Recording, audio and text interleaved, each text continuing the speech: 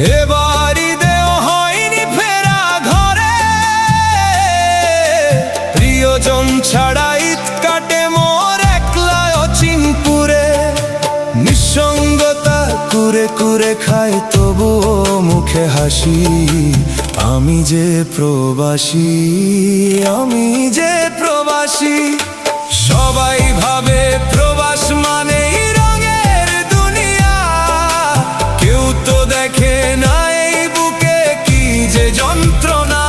তবুও ভালো থাকুক তারা যাদের আমি ভালোবাসি, আমি যে প্রবাসী,